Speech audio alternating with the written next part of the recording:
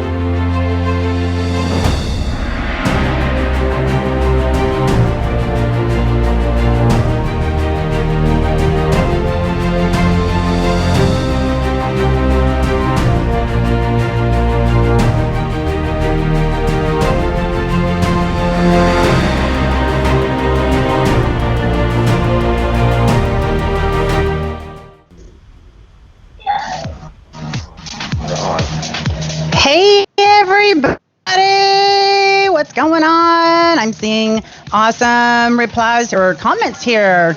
Hello, everybody. I'm trying to see everyone. You know, I got a little bit of kind of challenging eyesight, so I have to look up to the bigger monitor up here. But welcome you guys to the Monica Brant Show. This is my first episode, and I'm so excited about coming on, getting to visit, and having this awesome platform to bring some really special guests to you guys. And I'm excited about tonight. It's exciting. All right, I'm seeing a lot of people here from our country, our beloved United States. I see Mexico now in the house. Woo-hoo! Hello, hello. And Christine, you said you're geeking out. That's pretty cute. I might have brought a tear to my eye. Hi, Donnies. You got your whole family on. Thank you. Hi, Sarah. Miss you, girl. Thank you. Now I got to do my lips today. I mean, this is kind of a big deal to get time to put lips on. All right, you guys. I know you are all super excited about who I have coming on tonight, as am I. So without any further ado and jibber jabber from me, let's bring on our guest tonight, Mr. 8-time Olympia, Ronnie Coleman. I've always had a desire to be number one. I always had the desire to be the best. In order for you to succeed at anything, you got to have a killer instinct.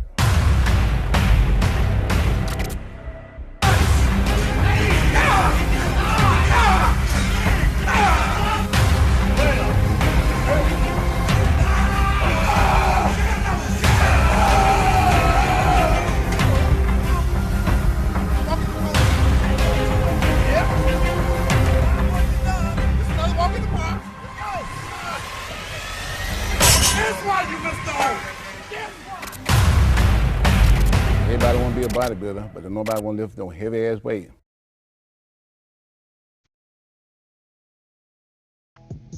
All right, guys. I know you're all excited about who's here. We have Mr. 8-time Olympia champion. You guys, it's not easy to win one of these awards. It's considered by everyone in any physique competition worldwide to be the most sought after title of all times, you guys. And we've got 8-time Olympia champion here. He was considered the strongest Olympian as well, loved by his peers, the fans, the industry. No one ever had a bad word to say about this gentleman. I got to work with him numerous times for many years.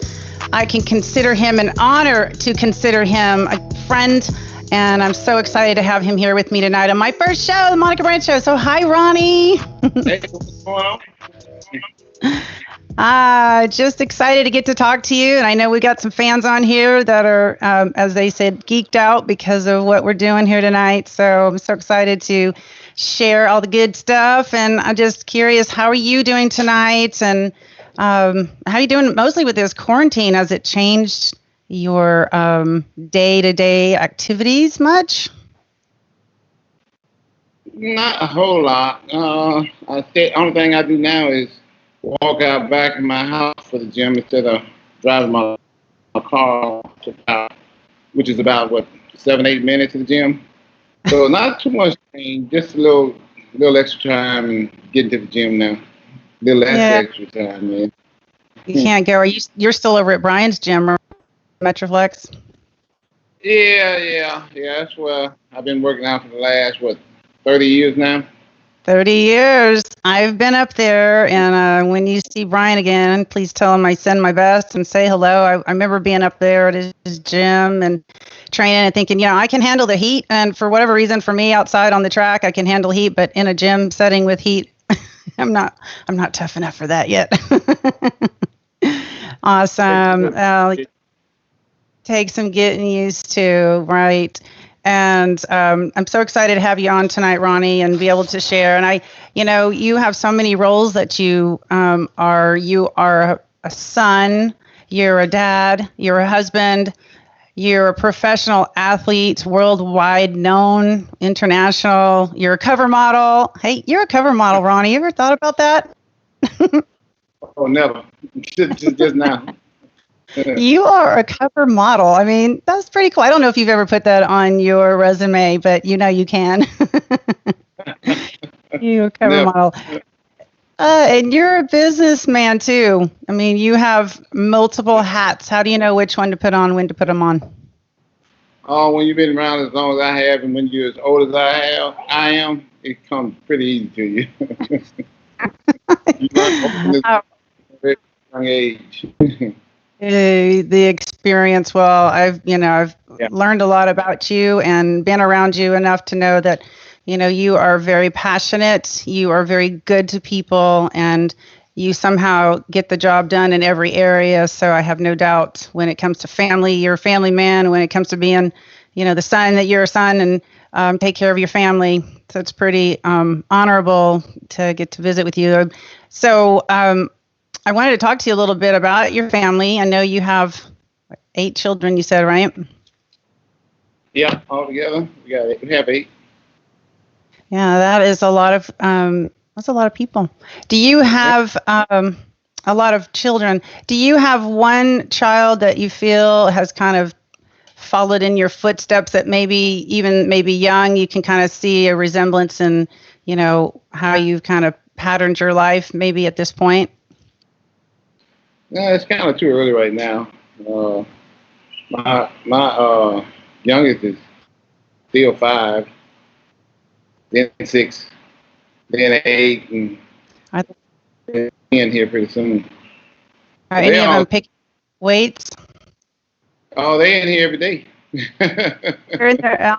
You have the little baby weights or the little colored weights for them? Are they all like big I guess metal weights? I got some small weights in here too. You telling them that they got to lift heavy, right? Because you always told them when they got to lift heavy. Not yet. I don't want them tearing things up in here. That's awesome. Well, I've got to see a couple of their cute little faces when we visited here, and they're super, super cute. So you might have some cover models coming out of that. Maybe the girls will follow in your footsteps and become cover models. We'll see. So we'll see. So speaking of family, I'd love to hear a little bit about how you were raised, and maybe what do you feel like you took from being raised by your family, like your parents?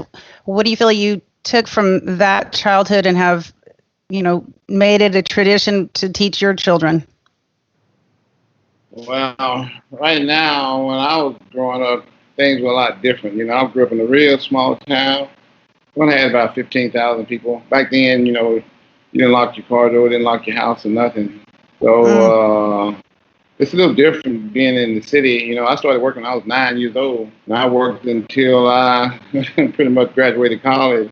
But, nowadays, kids, they can't do all that, so you got to pretty much keep them sheltered here and keep a close eye on them. I know how bad it is. I was working for the police department for 15 years. I saw a lot of crazy stuff, and I know about all this crazy stuff going on. So you got to keep a real close eye on your kids nowadays. So you can't let them out like we were back in my day. So for the most part, they do their school work, and then they do their gym stuff. They skaters. I got 3 that's skating right now. So they do their workout there, and of course, like I say, we got to take them everywhere they go. We got to take them to school. We got to take them to skate practice. You're saying skate? Like, are you saying ice skate? Yeah, ice skate. Oh, that's awesome.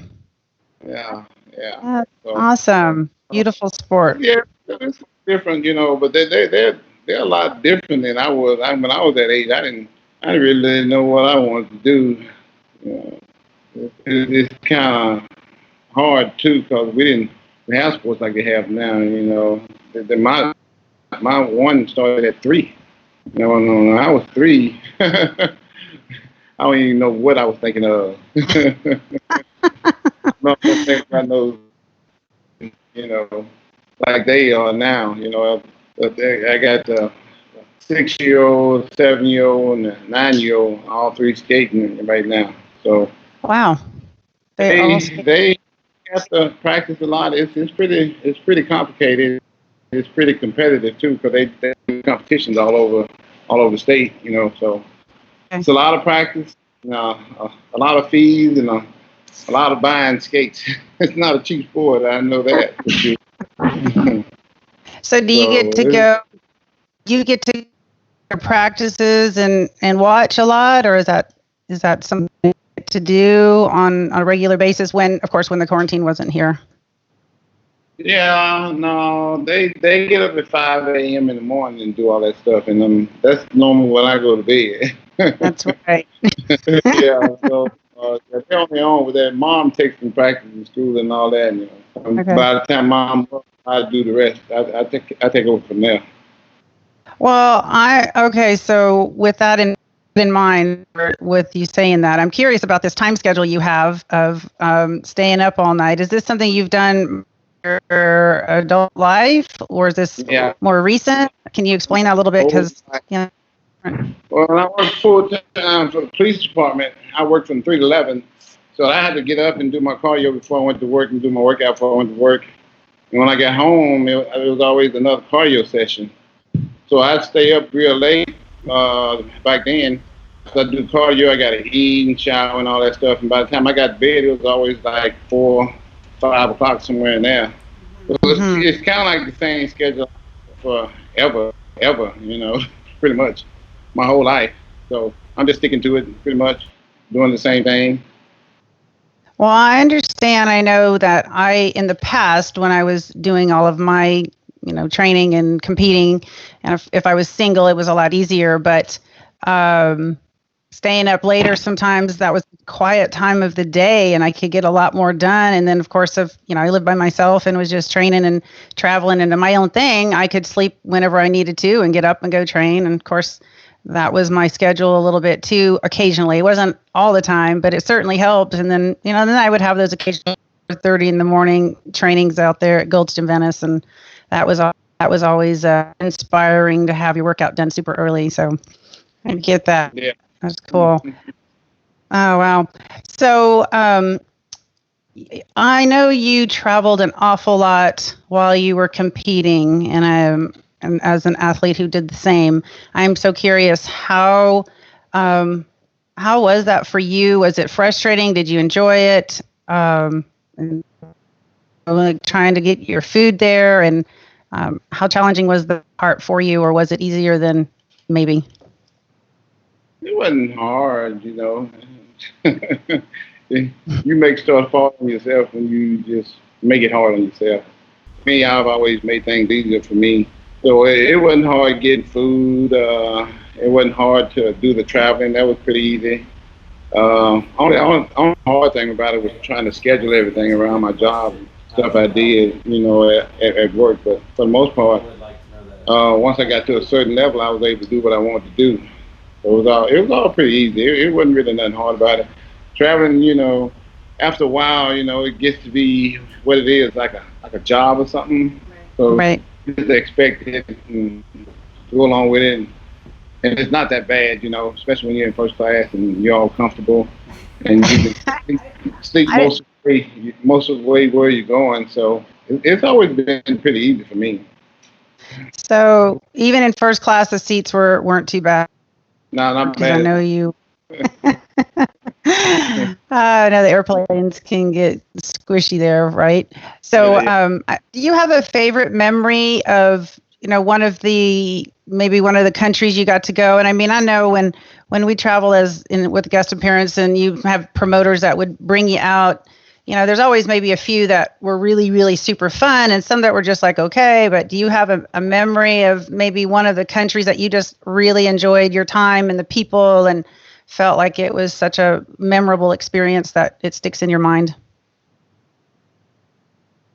See, my favorite places was always places like Australia, Brazil.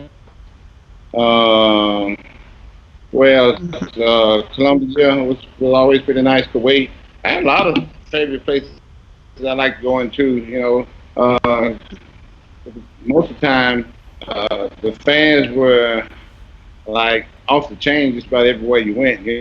'Cause it's not like here. They see us all the time here, but when you go overseas, it's like a novelty where they only get a chance to see us maybe every 2 or 3 years or something like that. Sometimes it's been like maybe 10 years since you've been to some of these countries. So traveling has always been good to me. Always been great. I've always enjoyed meeting fans all over the place. And I've always had my favorite places to go. And after a while, quite a few of those became favorites because I was always being treated so warmly, so nicely. So I just look forward to going to a lot of different places. You probably went over to Tony Doherty's gym a lot in Australia, right? Was he in Melbourne, I think?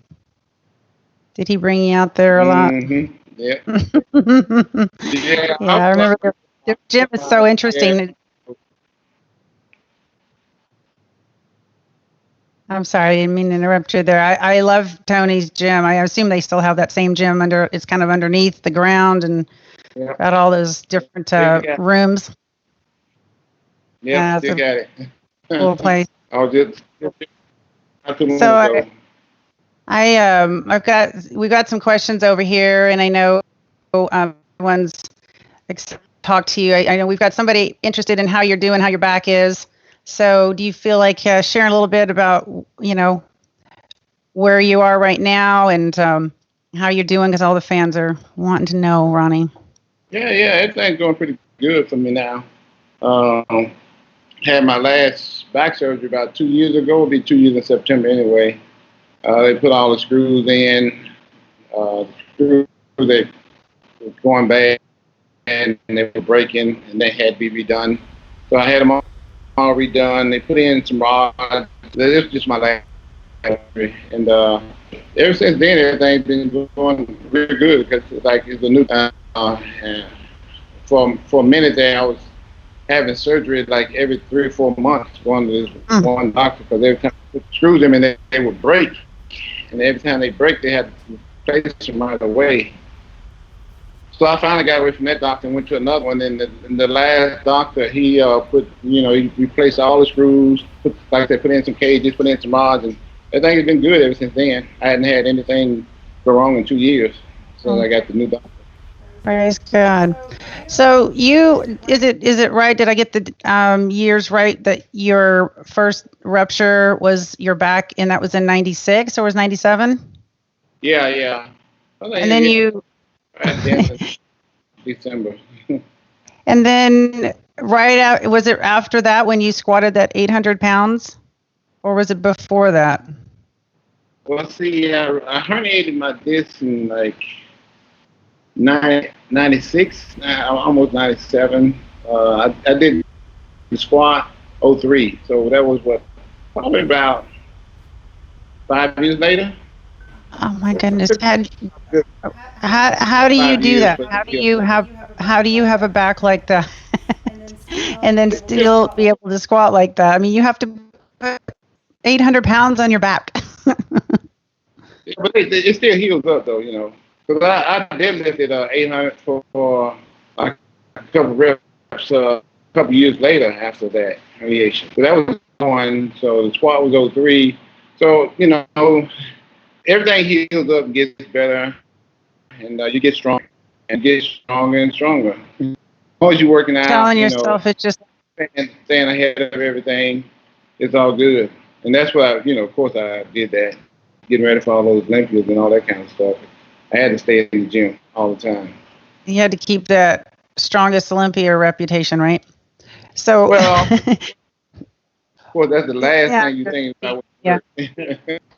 I know you've just got it in your mind that you want to be the best at everything you do. So I'm giving you a hard time there, teasing you. But so do you feel like squatting or deadlifting that kind of weight was harder, if you even can say it was harder than the other for you? Well, I tell people this all the time. Deadlifting 800 pounds and squatting 800 pounds is two different things. When you're deadlifting, you're pulling from the floor.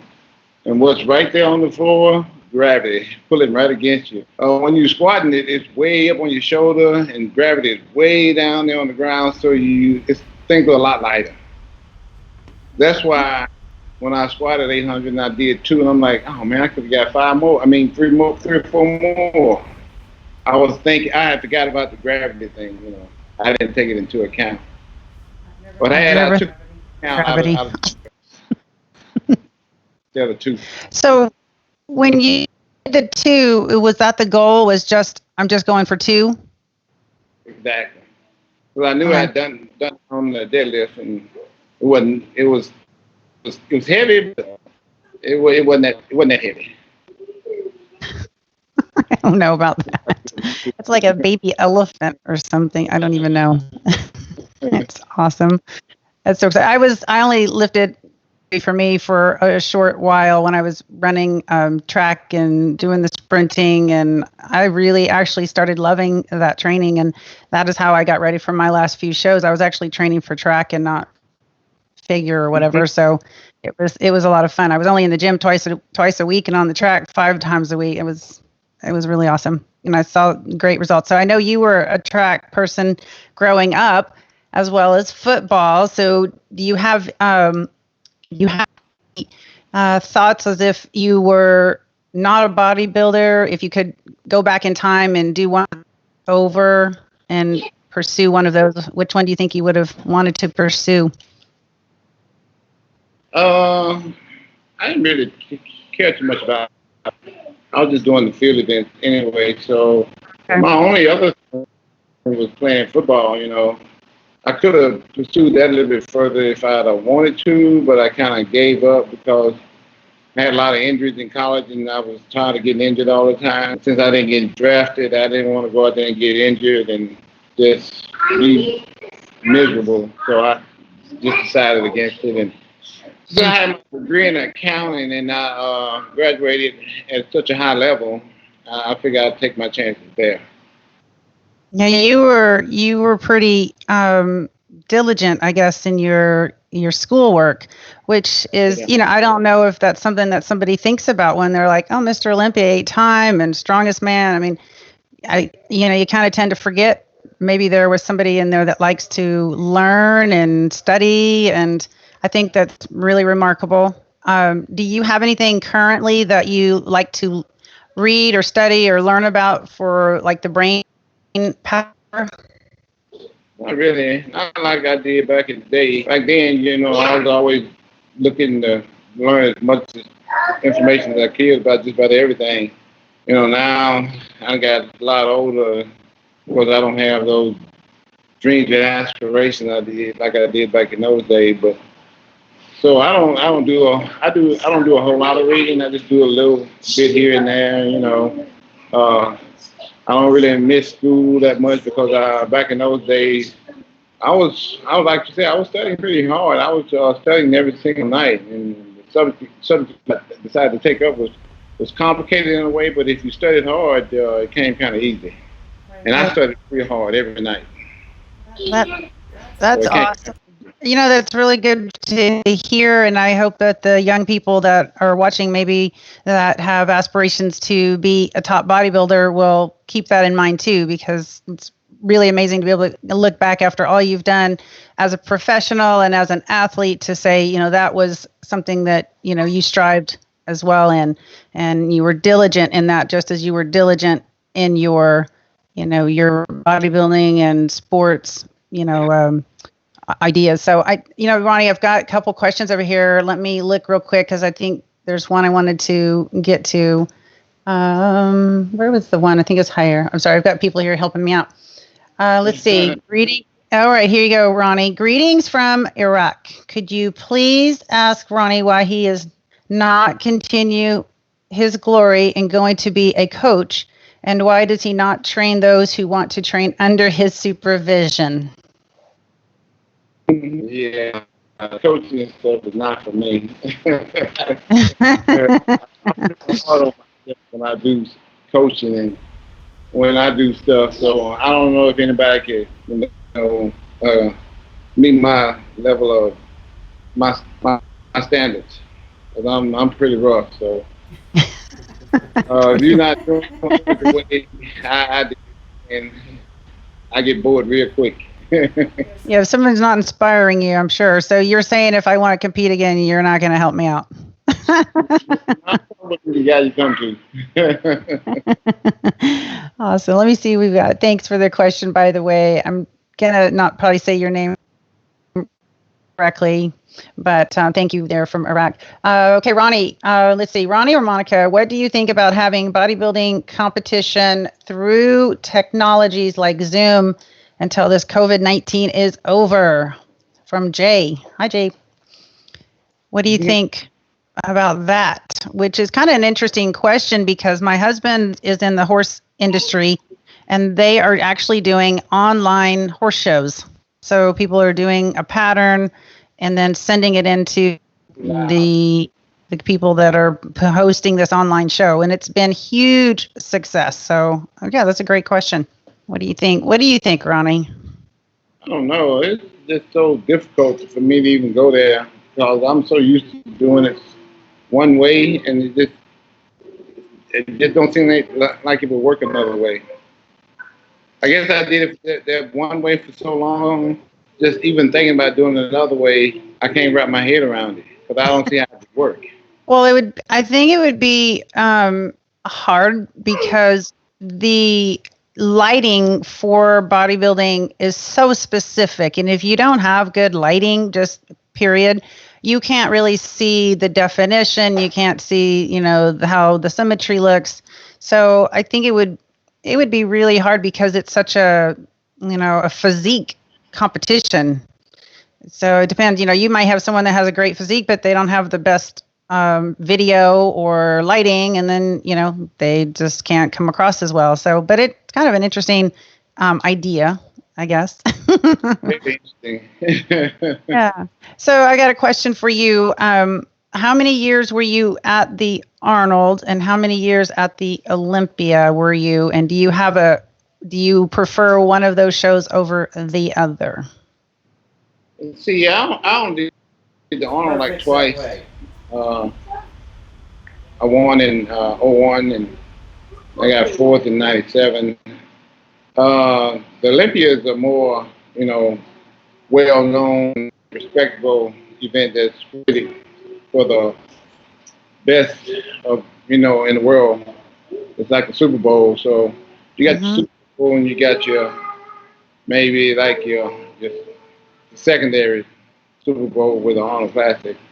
So everybody always out to, win that big title, get that big time recognition by being world champion, Well, Olympia's always been my contest to go to. But Arnold is a good show too, even though I did it twice. It's still a great show. How well do you know Mr. Arnold Schwarzenegger? Well, I've done a lot of appearances with him, so I know him pretty well. He's done appearances here in Dallas, and I joined him on some of those, and then I've done a lot of his shows all around the world, and he joined me in a lot of those. So we're pretty cool. We're pretty tight. He's a real nice guy. He just is basically one of the guys, basically. That's awesome. Have you seen any of his Instagram stuff with his two little miniature animals? He got a donkey and a miniature horse in his house. Yeah, of course. That's Arnold for you.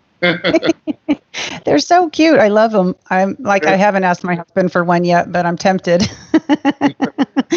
And I really want to hear the little donkey when they make their precious little noise, because I think that would be really cute. But anyways, that's fun. So yeah. So speaking of, you have your own show that you've been running. I think you said 23 years, the Ronnie Coleman Classic. Is that correct? Yeah. It's a lot of years.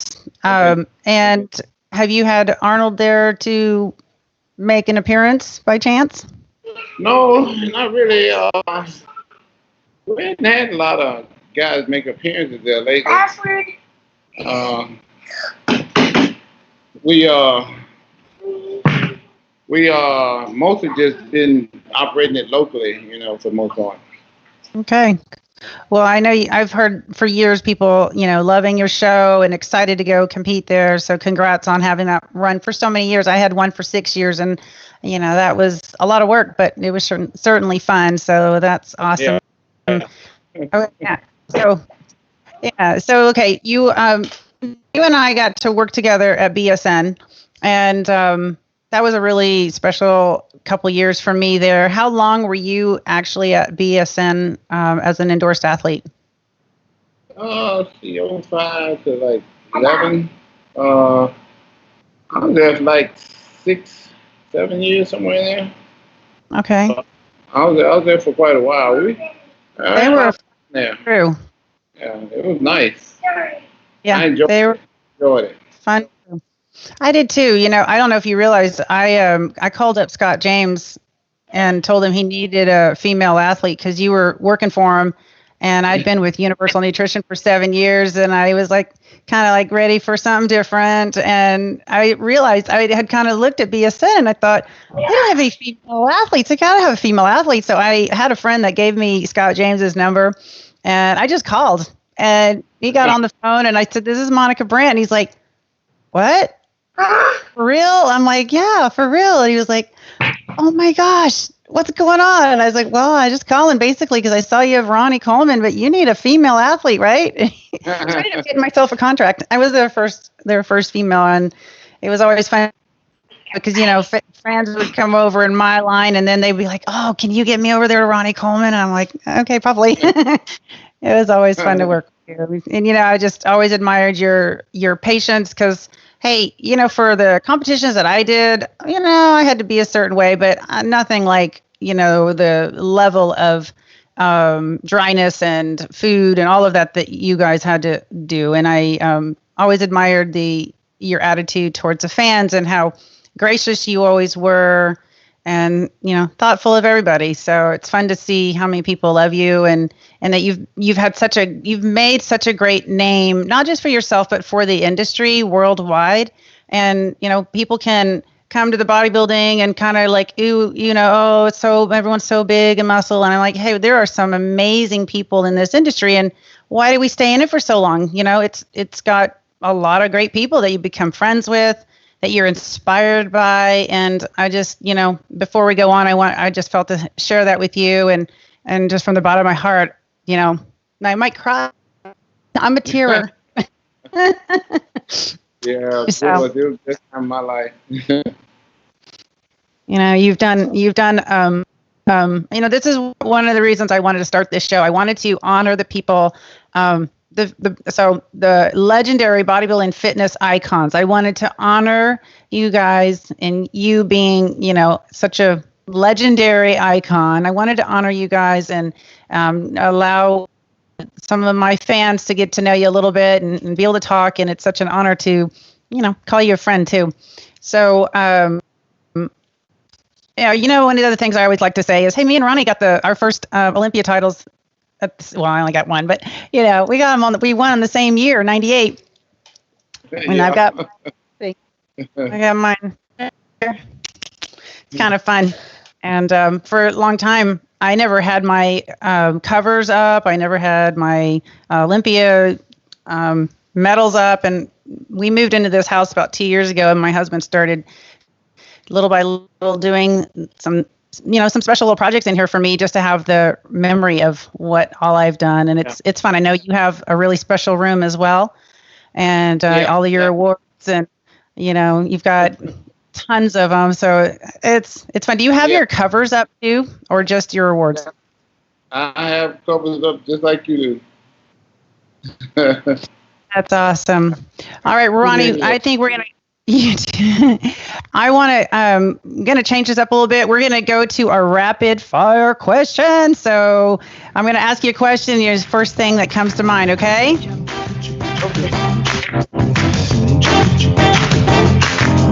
Oh yeah. And Ronnie doesn't know any of these questions. So some of them might be easy for him and some of them might be, you know, a little more thought provoking.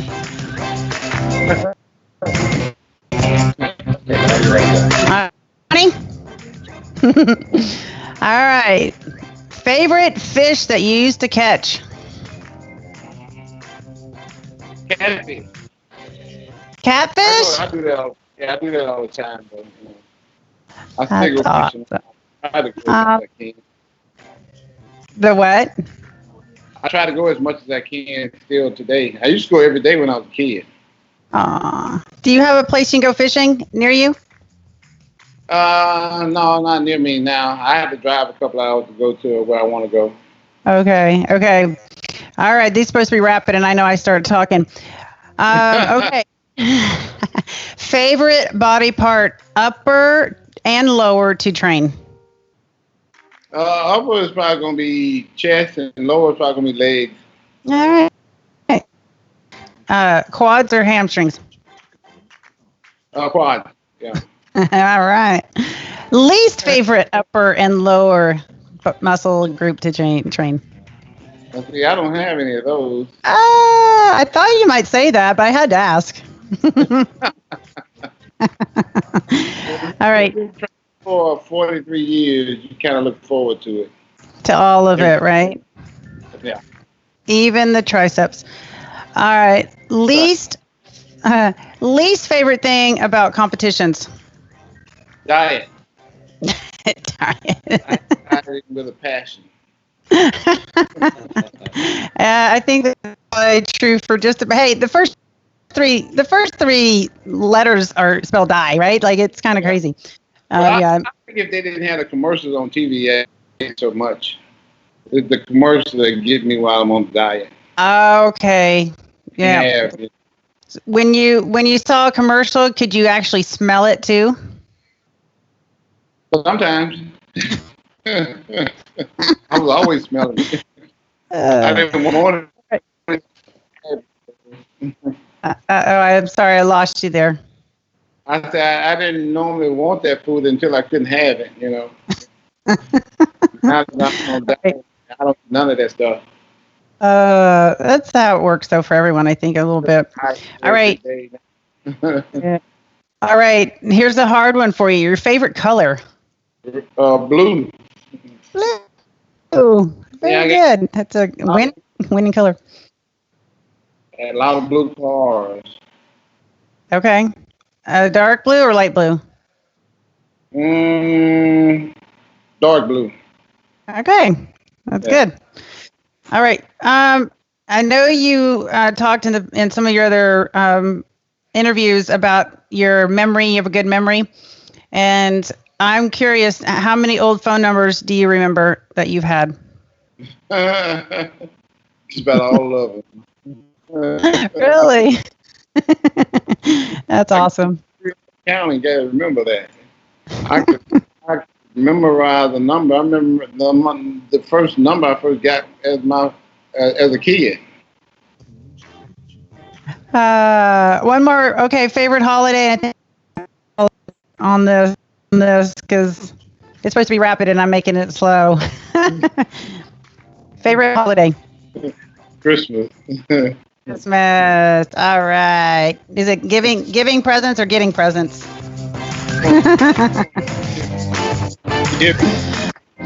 Giving. With all these kids. Yeah, a lot of presents, sir. And then you've got grandbabies too. Yeah, exactly. All right. So I wanted to ask you a little bit. You know, I'm a faith-filled girl, and my faith is very important to me. I've got a faith, hope, and love tattoo on my foot, and you know, I know that the Lord has been very good to me and has taught me a lot, and I'm very blessed. But I know I do a lot of praying and reading scripture, and just wondered who taught you about faith, and how does that maybe impact your life? Do you feel knowing who God is and having faith? Well, we grew up like that, you know. When I was a kid, and we had to go to Sunday school every Sunday. We had to go to church every Sunday. Then we had to do the speeches every Easter. We had to do the Christmas program every Christmas. So I grew up in the church, and you know, just stayed with me my whole entire life. You know, so I've always had a real strong faith, and God has always been way too good to me, and overly good, and always got everything I wanted for the most part. There's nothing I don't have, I don't want, and don't have it. Last thing I wanted was a Rolls Royce, and that was my last gift to myself. So I don't have anything else that I don't want. I got everything I ever wanted and need now. Aww. That's awesome. That's awesome. And are there any traditions that you want your children to grow up knowing about, learning from maybe your family or how you grew up, or anything that you feel is important that you really try to press into your children that you have and your grandkids maybe as they get older? Yeah, I want them to grow up pretty much just like I did, you know, being in the church and going to church all the time, having faith in God, believing God. You know, there is a God that He cares for all of us and does for all of us. And I just want them to pretty much be the same way I am. Because, you know, If you believe, it will come true. It will happen. Everything I've always believed in always happened. Always. Well, the scripture. I've gotten everything I ever wanted and needed from faith and believing in God.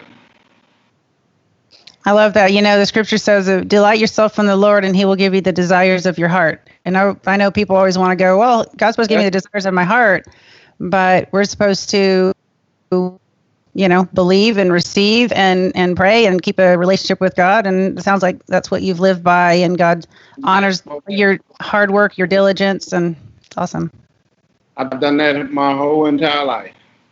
Well, and it shows. The other scripture comes to mind. It says that Jesus told his disciples that people would know that they are his disciples by how they loved others. And I think it shows with you how you care and you love others and what people feel. And that's one of the reasons that people just about your Olympia win, that's part of you, but it's how you've treated people for years, and it comes across, and it's really beautiful, if I can say that. You're Ronnie. Hey, I wanted to, I'm sorry, Ronnie. I didn't mean to cut you off, but it was hearing a little choppy there. Oh, that's okay. So, do you remember a couple of times I had asked you to do a little video for my girlfriend's son who survived leukemia, and he was a huge fan of yours. His name was Walker. You sent me. They've been on tonight. His mom and dad. I haven't. I think they're still on. Yep, I see his mom, and I think his dad was on. I'm not sure. Maybe Walker was on too. But anyways, they were watching, and I know they're big fans. And you really made their son extremely happy, which, as you as a father know, that's a blessing as a parent to know how happy your child was. So just want to let you know they're on here and supporting and saying hi and all that. That sounds good. Yeah. Well, I think the last thing I want to ask you, Ronnie, is what advice do you have? And I'm sure everyone likes to ask you for advice, but what advice do you have for people that are looking to come into this industry? Maybe they aspiring to be Mr. Olympia at some point. They hope and dream. What would you, I'm sure you have some great advice. So what would you share to that aspiring athlete? Well, it's pretty easy right there. Coming into the sport, I never really wanted to be a bodybuilder, but I found out as time went on that the more knowledge you have, the better off you're going to be. So I learned from a lot of knowledgeable people. That's the reason why I was able to go on and win those 8 Mr. Olympias, because the people I had in my court, the people that trained me and taught me. So I always try to tell people, find the person who's most knowledgeable, who's the most knowledgeable person you know about the sport. And you will know that by their accomplishments. And learn as much as you possibly can from that person, because that's what it's all about. Knowledge is pretty much power. And the more you have, the better off you're going to be. That's right. And I remember your interview where you talked about asking Kevin, and he gave you the vodka pizza information. Yeah. I just cracked up at that because as an athlete, you understand how that could work, but it sounds kind of so strange to someone that probably doesn't know about, having to be dry and then put some kind of carbs in and relax. I mean, it's awesome. I'm sorry, it broke up for me. What did you say? I say it was actually vodka and coffee Kevin gave to me. Okay. All right. That's awesome. Well, Kevin. At the time, I didn't like coffee. Oh, you didn't like coffee at the time? Or vodka. Or vodka, right. Did you put your vodka in your coffee? Yeah, that's what he did, and when he gave it to me to drink. So did that end up to be your go-to for the next few, years of showing competitions? No, That was the last time I did that. That's funny. I do pasta and coffee with a passion. I've never liked coffee. Some of it, I like the smell of it, but I certainly don't drink it. I'm looking over here at the notes, and Walker is on tonight, and he says, yeah, Ronnie, you're the man. That's the young gentleman that you sent that video for. So I know he's smiling probably ear to ear right now if we could see him. But I just want to check out to see if I have any other. Thank you, Nicholas Ruiz says 2 icons and champions. Thank you so much. Any other questions that we want to ask you before we let you go back to your night? I don't see any. Yeah, they're probably ready for you to come on and be a dad and put your dad hat on. And I just have to say, I was a little bit jealous tonight that I was trying to put these headphones on around all my hair, and it just wasn't very comfortable. I was like, I feel a little claustrophobic with these on. And, if you put them on, you don't have to worry about your hair. So I was a little jealous that, it'd be so easy for you. But, hey, Ronnie, thank you so much for coming on tonight and spending that time with us. And I really, really appreciate it. I'm praying for you, your family, your success. You guys go check out ronniecoleman.net. You can see all about Ronnie's signature line book. You guys check it interviews, his documentary, The King, Ronnie Coleman. Thank you so much, Ronnie. I hope you have a really blessed night and look forward to catching up with you soon. You know it.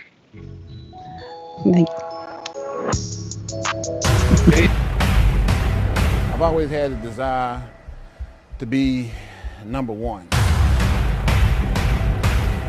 I always had the desire to be the best. In order for you to succeed at anything, you gotta have a killer instinct.